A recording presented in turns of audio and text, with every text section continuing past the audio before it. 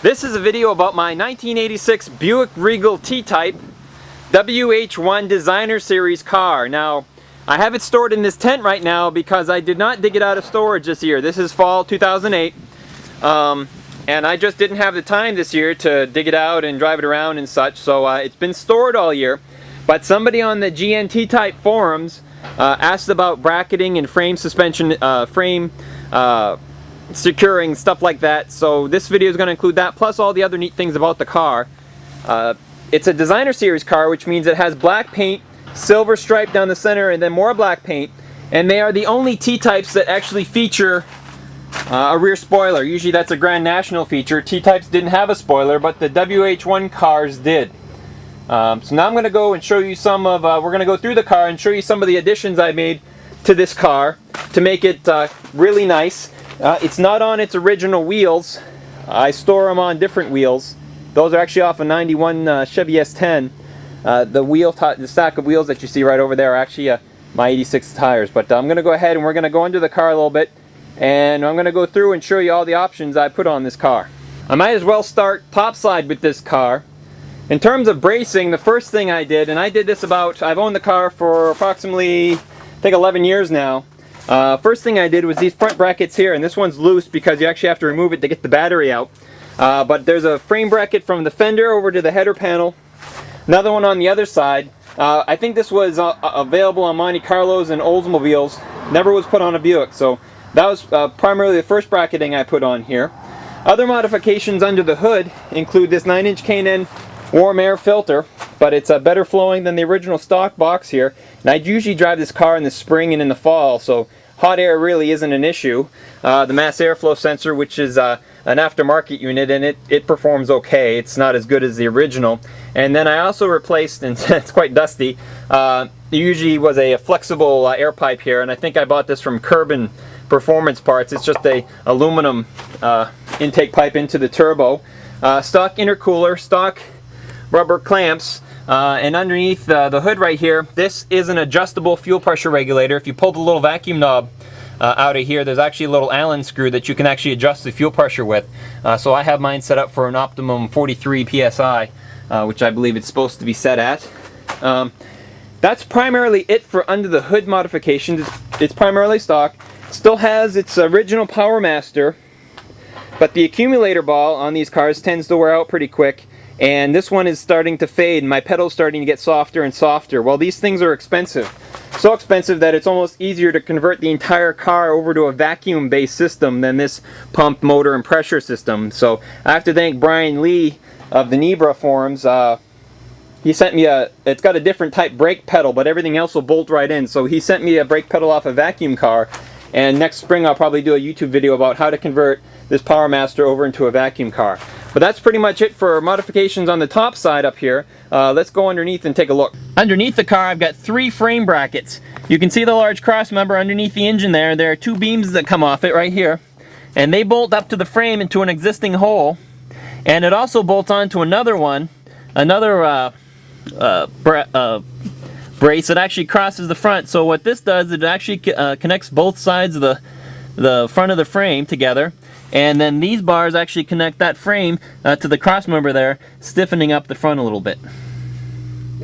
Another thing I can't show you about stiffening up the car a little bit is on the number 3 body bushing, which is the body and the frame. The car's just too low.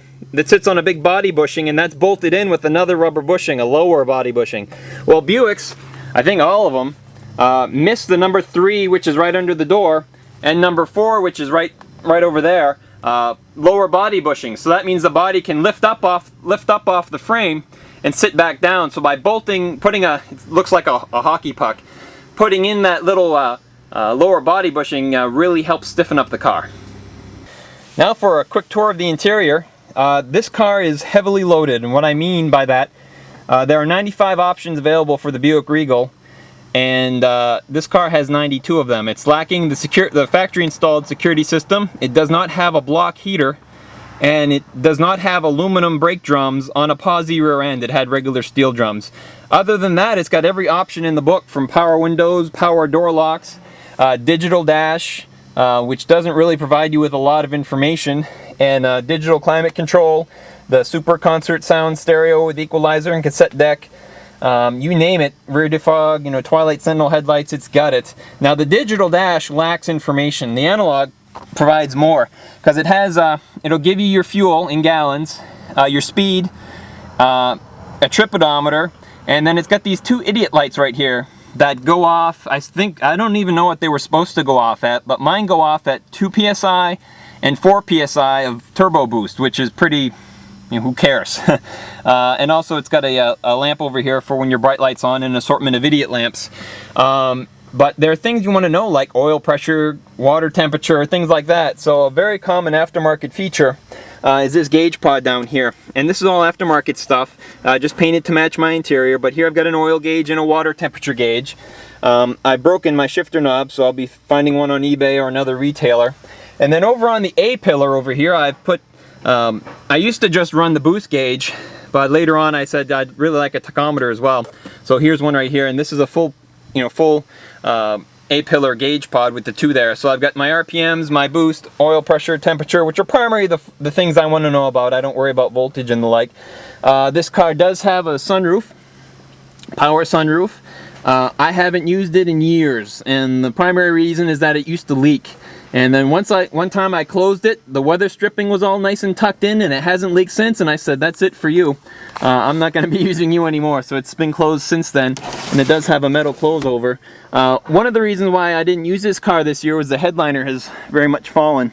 I broke my shifter knob. I just didn't have the time, so one of the projects I'll be doing is fixing the interior, re-gluing stuff up like that so we can make it look really nice in here again.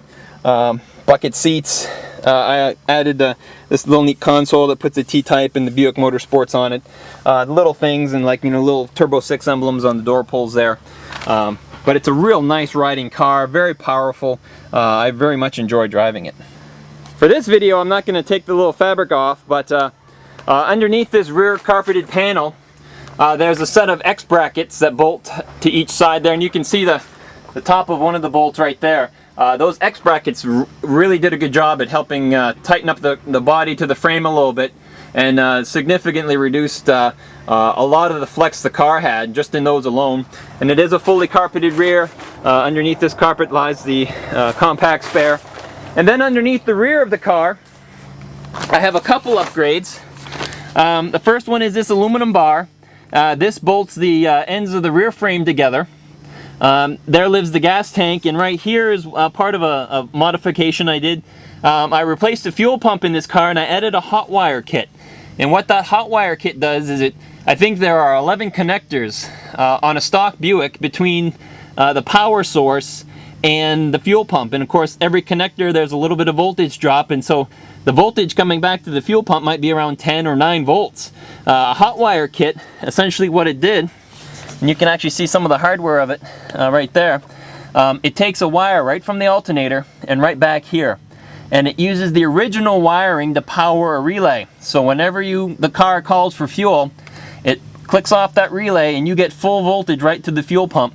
Of course, it's got a nice newer fuel pump in there that can handle the horsepower demands of this engine, so that takes care of any potential problems with the engine going lean.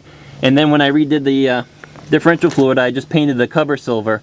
And since this car is always stored winters anyway, rust isn't an issue, especially here in Maine. So that's pretty much the story of my 1986 Buick Regal. As you can tell, I store it winters, and I just didn't dig it out this winter. I've been doing a lot of other projects.